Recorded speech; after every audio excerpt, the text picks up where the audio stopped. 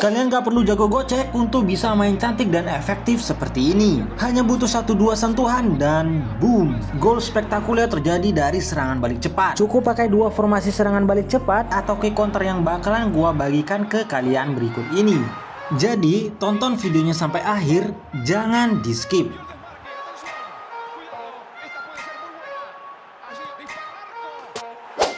Pertama ada formasi 4-1-5. Langkah pertama yang perlu kalian lakukan adalah cari formasi default 4-1-2-3. Langkah selanjutnya kalian silahkan edit untuk posisi pemainnya. Di sini kan formasi dasarnya tuh 4-1-2-3 tuh namanya.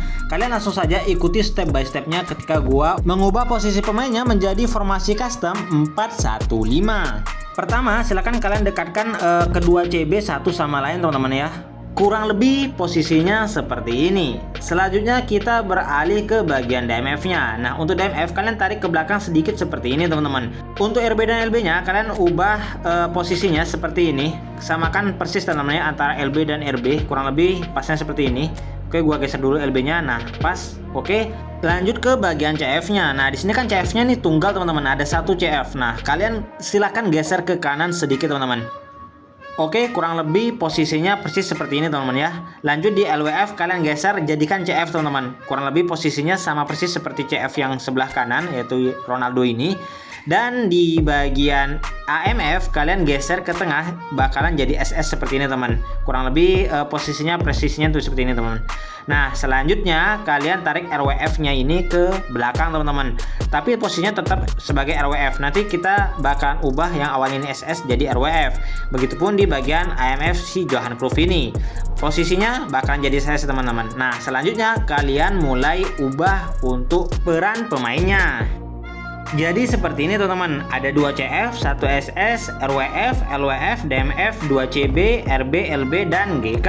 Lanjut ke pemilihan pemainnya. Nah, untuk pemilihan pemainnya untuk GK di sini bebas teman-teman ya. Di sini gua kiper utamanya pakai kiper agresif, kemudian kiper keduanya di sini gua pakai kiper bertahan.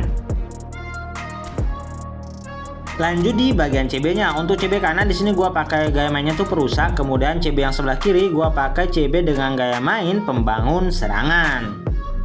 Selanjutnya kita geser ke bagian RB. Nah, RB kalian wajib pakai back sayap bertahan. Selanjutnya untuk LB kalian bisa pakai back sayap bertahan. Kemudian yang satunya lagi kalian bisa pakai back sayap menyerang. Lanjut di bagian DMF. Untuk DMF kalian wajib pakai pemain jangkar atau anchorman. Nah, di bagian RWF di sini kalian bisa pakai gaya mainnya tuh spesialis umpan silang atau pakai profilik winger teman-teman atau biasa disebut sayap produktif. Lanjut geser ke sebelah kiri ada LWF. Di sini kalian bisa pakai gaya mainnya tuh sayap penjelajah. Kemudian satunya lagi kalian bisa pakai LWF dengan gaya main sayap produktif. Geser lagi ke bagian tengah, di sini ada 1 SS. Nah, untuk SS atau second striker di sini kalian bisa pakai gaya main nomor 10 klasik atau pakai pemain dengan gaya main penyerang bayangan. Lanjut ke ujung tombaknya. Di sini ada 2 CF teman-teman. Kalian bisa pakai kedua-duanya itu pemburu gol.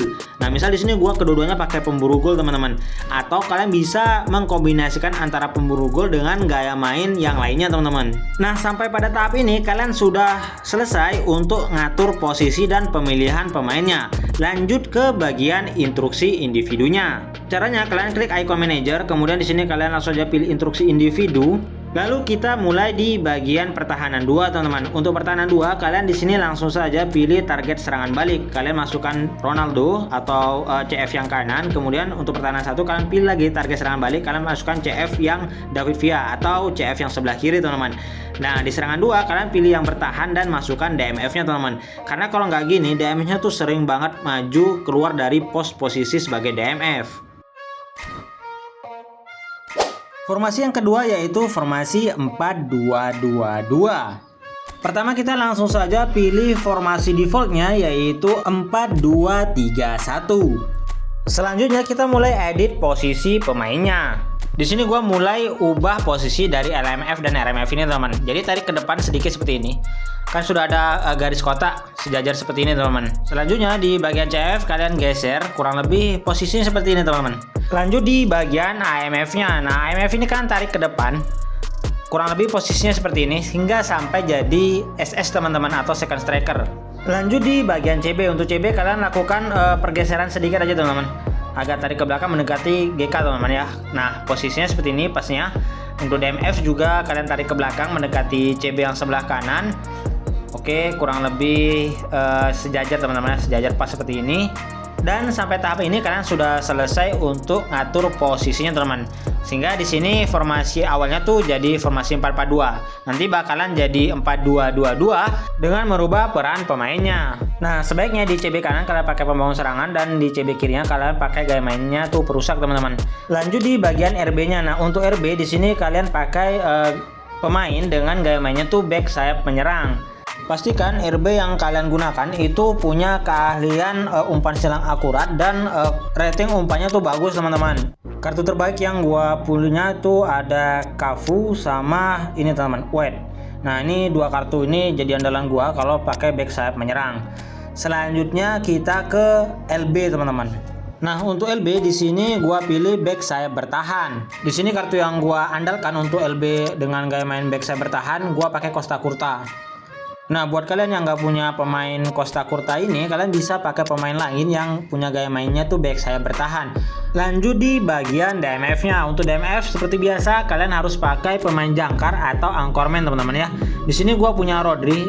Ini kartu terbaik yang gua miliki. Selanjutnya gua harus nambahkan dulu, kita filter dulu, kemudian pilih gaya mainnya tuh pemain jangkar teman-teman ya, pemain jangkar. Dan ini gua punya Somini teman-teman. Gua masukkan dulu ke pemain cadangannya. Oke, kita langsung ke DMF yang selanjutnya. Nah, DMF yang Muhammad Salah ini kalian harus ubah dulu ke CMF teman-teman. Selanjutnya barulah kalian pilih pemainnya. Di sini kalian bisa pakai pemain box to box teman-teman. Jadi gua di sini filter dulu berdasarkan box to box.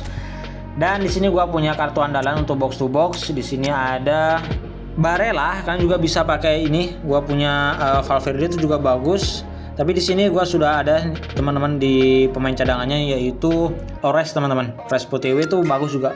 Dia rating bertahannya bagus teman-teman. Oke, next kita ke bagian CMF. Nah, di bagian CMF ini kalian ubah dulu ke AMF teman-teman. Nah, begitupun juga di yang CMF yang sebelah kiri kalian ubah juga ke AMF. Nah, untuk pemilihan pemainnya kalian bisa pakai pemain dengan gaya main playmaker kreatif teman-teman. Nah, pastikan kalian pilih yang bagus teman-teman di bagian rating kesadaran menyerang dan juga rating bagian umpannya teman-teman. Nah, yang perlu kalian perhatikan juga di skill umpannya teman-teman. Jadi silakan kalian gunakan kartu playmaker kreatif terbaik yang kalian miliki teman-teman ya. Di sini gua punya Lionel Messi ini, kemudian punya ini teman-teman. Kevin De Bruyne. Nah, Kevin De Bruyne yang ini mantap teman-teman, gua suka.